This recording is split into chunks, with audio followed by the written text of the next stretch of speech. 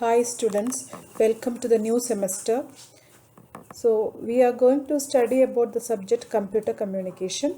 So it is actually a continuation of the subject embedded system. You have studied what is the meaning of embedded system, etc. And we have studied about what is the communication protocols which are to be used or which are to be implemented in the embedded systems, etc.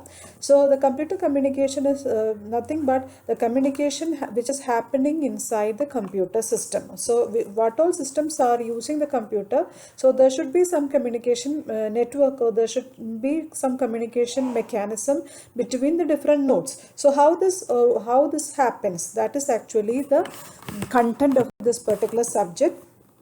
And the reference textbooks are the main textbook for your subject is by the textbook by Forozen, and the reference books are given here. You can simply note down all the textbooks, and all soft copy for all these textbooks are available, and I'll mail all these contents or all these textbooks to your class group mail. These are the contents of the first module of our subject. So the basics, the first module, we have to study the introduction to the computer communication, what are the transmission modes, and these transmission modes, etc. you have studied in the lower semesters also, that is serial and parallel transmission, etc. and how this synchronous communication happens, asynchronous communication happens, and you know what is the meaning of simplex, half duplex, full duplex communication. And switching also we have studied to some extent, that is circuit switching and packet switching. So we will have a brief idea about all these things again in the semester. And the second half of the first module is the networks. So we have to study in detail about the networks, the network criteria, what is the physical structure, what are the different models for the networks, what are the different categories of the network, and how these networks are interconnected, etc. And in the last portion of the first module, we have to study the network models. That main models are the OSI model and TCP/IP model. And these, what is this OSI model? OSI is actually the Internet Protocol.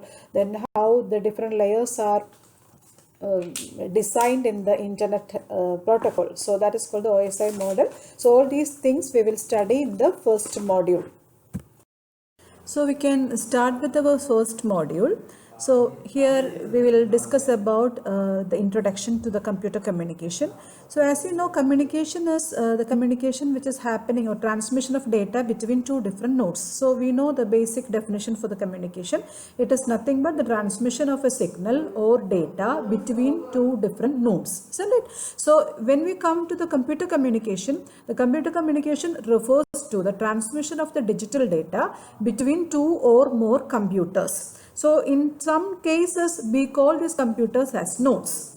And a network, or the computer network or a data network, is a telecommunication network that allows computers to exchange data. So all things together it is called, that means the exchange of the data, the computer networks, etc. The whole interconnection is called a computer network. And the devices that transmit or receive the data, such as for example phone, or can be a computer, or can be a laptop, etc., or can be a mobile. So all such things or devices which transmit or receive the data are called the nodes. Hope you understood the points. 3 points are given in this particular slide. One is the definition for the computer communication. The computer communication refers to the transmission of the data between two computers, and the computer network or the data network is a telecommunication network that allows the computers to exchange data, and the devices that transmit the data or receive the data in a computer network is called a node. So these are the basic components of a computer communication system. A sender is there, a receiver is there, and a medium is there for the transmission of the data. And the sender and receiver are obeying a set of rules, and that set of rules are together called a protocol, and a message. That is the most important part of the computer communication system.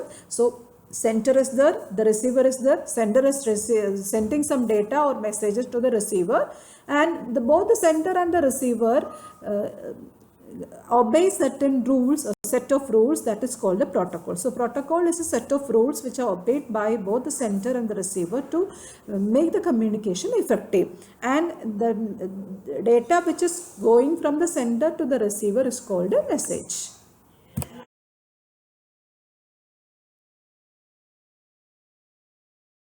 The this is the definition for a protocol.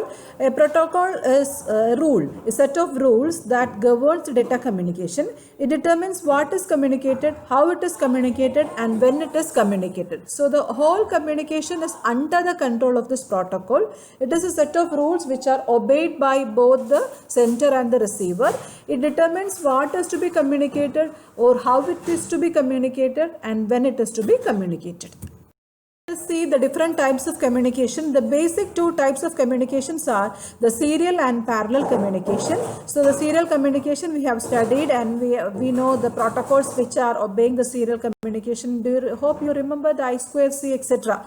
And the parallel communication, so here the parallel communication from the sender to the receiver, so many wires or so many channels are there, and the parallel communication, the most advantage is that it happens very fast. But the serial communication, for long distance communication we will be using the serial communication, and for short distance communication we will be using parallel. So in the last semester we have studied 8051 microcontroller, and 8051 microcontroller we know it is having 4 ports, and all those 4 ports are parallel ports. That means it is having a set of, for example, port 0, you take the case of port 0. Port 0 is having 8 lines, data lines, through which we can send and receive the data. So that is the best example for the parallel communication. And the serial communication, we hope you remember the SID and SOD pin, etc. The serial input data, serial output data, etc. So those pins are examples for the serial communication. So serial communication device sends data in bits, and at the end of the bit harmonized to form a byte of data. So in serial communication the data is transmitted and received bit by bit, and only at the end of this, hope you remember how the serial communication happens in 8051 microcontroller. In 8051 microcontroller there is a buffer register called serial buffer register, and whatever data is transmitted and received through the RxD and TxD is going into the serial buffer register, CSBUF register. So through the TxD pin the data is transmitted bit by bit, but at the end the whole data which is stored inside the buffer register becomes a byte data. Okay, so an example, the practical example for the serial communication is the communication between a computer and a modem.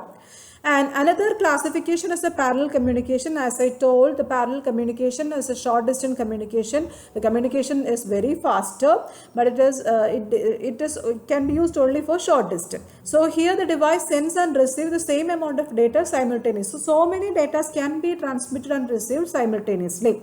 The best example, the practical example, is the communication between a computer and the printer. Okay, so the parallel communication, as I told, it is the example that we have studied in the last semester is the parallel ports of 8051 microcontroller. And when we come to the practical example, it is the communication which happens between a computer and the printer is an example for parallel communication. This is a table which shows the difference between the serial and parallel communication. So as we know, the parallel communication, the bits are transmitted simultaneously. In the other case, serial communication, bits are transmitted one after the another.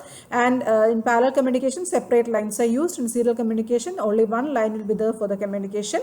So the parallel communication is suitable for short distance, but serial communication can be used for long distance. And in the case of parallel communication, the expense is more, but in this case, serial communication, it is cheaper. So the next classification of communication is synchronous transmission and asynchronous transmission. This also we have studied in the last semester. Anyway, we will have a look on this difference between the synchronous and asynchronous. In the synchronous transmission, data flows in a full duplex mode in the form of blocks or frames. Hope you remember the simplex, full duplex, half duplex, etc. So in synchronous transmission, we use the full duplex communication. The communication happens in both the directions, and the data flows in both the direction in the form of blocks or frames. And here synchronization between the sender and the receiver is necessary so that the sender knows where the new byte starts. That means we should have some notification regarding the start of the frame and end of the frame. So each block of character is labeled with some synchronization character.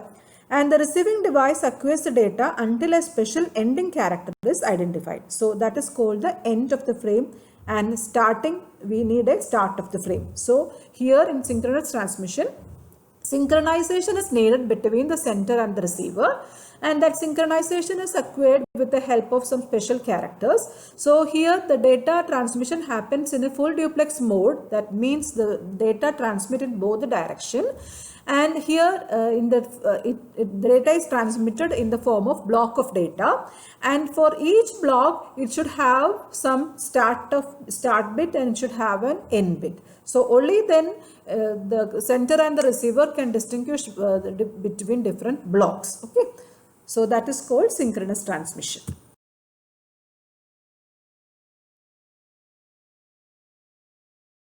Next is asynchronous transmission. So in the asynchronous transmission, the data flows in a half duplex mode. So one byte or character at a time is transmitted, and it transmits the data in a continuous stream of data, and it does not require any clock signal for its synchronization. But in the case of synchronous communication, that requires a clock signal. Along with the data, there requires a clock signal. So but in the case of asynchronous, that clock signal is not needed. In the case of that thing, some parity bits are used by the receiver to interpret the data. So that is called asynchronous transmission. The main difference is here the data flows in a half duplex mode only, and the continuous flow of data will be there, and there is no external clock for the synchronization.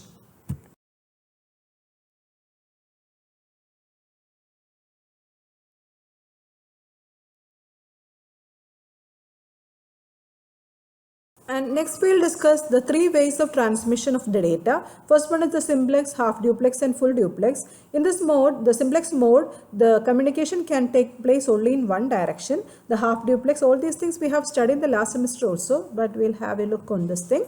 The half duplex means the communication channel is used in both direction, but only in one direction at a time. The data transmission reception happens only in one direction at a time, but they can transmit in both the direction. The full duplex mode, the communication channel is used in both the direction at the same time. So simultaneously it can transmit and receive the data. Okay. So the use of full duplex communication improves the efficiency. So example of this full duplex is telephone line. This is the figure which differentiates the different types of transmission modes. One is a simplex, and then comes half duplex, and then comes the full duplex. Okay.